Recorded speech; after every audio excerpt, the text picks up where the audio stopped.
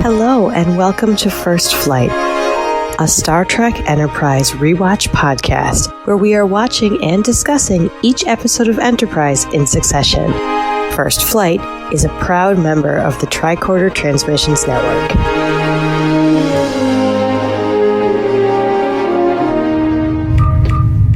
This is Commander Tucker of Enterprise. We've got some information you're going to want to hear. Hi, I'm your co-host, Abby. And I'm your co-host, Melanie. We are two huge Enterprise fans that are really excited to bring you this podcast all about Enterprise. Every 2 weeks, for about 30 minutes or so, we'll discuss an episode of Enterprise. We're starting at the beginning and we're going straight through until the end.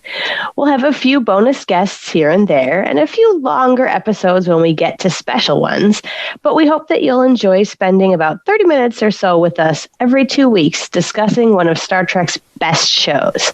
But before we explain the format of the show, we think it's important that you hear our Trek origin stories and our connections to this show.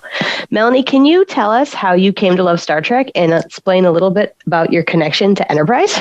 Sure. When I was a kid, I was really into sci-fi and creepy stuff and scary movies, things like The Outer Limits, Night Gallery, Lost in Space. And in the early 70s, when TOS was in syndication, I was at a friend's house and her parents were watching Star Trek. And I thought, what is this? I got really into it, started watching it at home. My love of the franchise began. I got into the series and the movies and conventions and all that good stuff. So when I heard there was going to be a prequel series of Enterprise debuting, I was really excited about that. And I did watch it in its first run broadcast, and I really enjoyed it. Back in the day, airings were not so consistent. Yep. You know, there were like weeks that got skipped. There were day of the week changes. There was a network carrier change. And so it was kind of chopped up and a little hard to follow, per se. So it wasn't until it came out on DVD that I could really dig deep into it and fully appreciate and absorb the series the way it was intended to be. And, you know, Abby, I really connected emotionally to this series. Something about the characters, just everything about it became super special to me and has remained that way. It's really, really dear to my heart. And there's just this real strong emotional connection with the show that's hard to describe. I've rewatched it many, many times, and I'm really excited to talk about it with you on our podcast. Yay! Well, Abby, why don't you tell your Trek origin story? All right. My dad was a huge sci-fi fan in general and kind of a casual fan of Star Trek. But he showed it to me when I was about 8 years old. My first episode was TNG The Royale. And I fell in love with it. And so did my best friend at the time. And we watched all the rest of TNG and DS9 and Voyager. And most of the time it was on school nights. I was still in middle and high school. And we took notes and called each other right after every episode so we could discuss everything we'd seen and all the things that made us squeal. And we were obsessed, and we watched with reference books and went to conventions and started a ship at our high school and all that great stuff. And I was always a dedicated fan because this society that I saw was the society that I wanted the universe to be like. And 90s Trek did some really cool sci-fi stuff, but also dealt with the big problems that really reflected what was happening in society then. And I found this a really ingenious way to address these issues, but in a way that was ultimately hopeful. It was hard catching all of it. At some points, like you said, VCRs were not reliable as DVDs or DVRs or streaming. But yeah, and I lived in the Midwest where baseball would always preempt Star Trek, which was never my thing, but good for the baseball fans.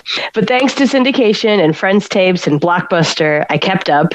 And I came to Enterprise when it premiered. It was my senior year of college, and I was just about to start a new adventure, just like they were on Enterprise.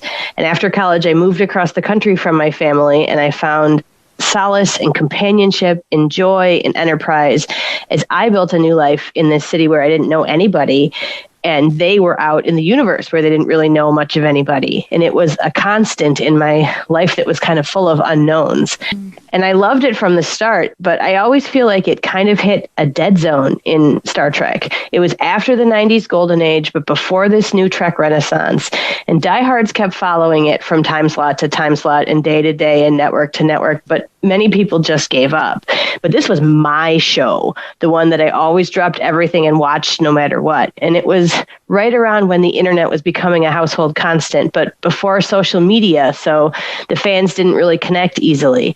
Everything took longer to do online, and people didn't connect the way that they do now so easily on Twitter and Instagram and Facebook and all that.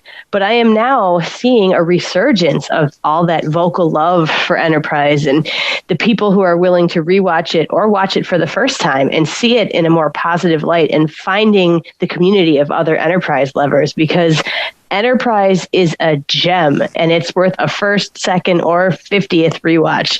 And I can't wait to talk about every episode with you as well. That's a really cool story. I love that you took notes to talk about with your friends. I said before social media, so no chat rooms for that one.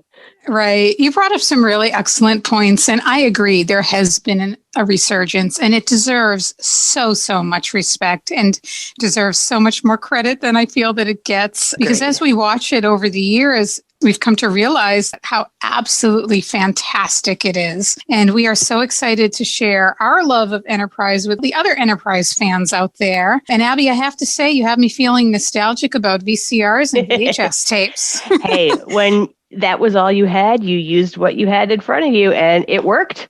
Absolutely. And now we'd like to let you know what to expect when you tune into First Flight. So here is the format of our show. When we begin the podcast, we will issue a read alert, which is a spoiler warning, because on First Flight, we might end up talking about any part of the series at any time. So if you haven't seen the show yet, go check it out and come back and join us. We will share the writer, director, and air date of the episode we are discussing. That will be followed by our Captain's Log, which is a brief episode recap by Abby. Then we will deploy our subspace transmitters and have our discussion and analysis of the episode. That brings us to Porthos's Pick, where we each share our favorite part of the episode. Next is Trivia, where we will share some trivia about that particular episode. That will be followed by Vulcan's Verdict, where we will each rate the episode on a scale of 1 to 10 grapplers. Then we will share our contact information so you can continue the conversation with us.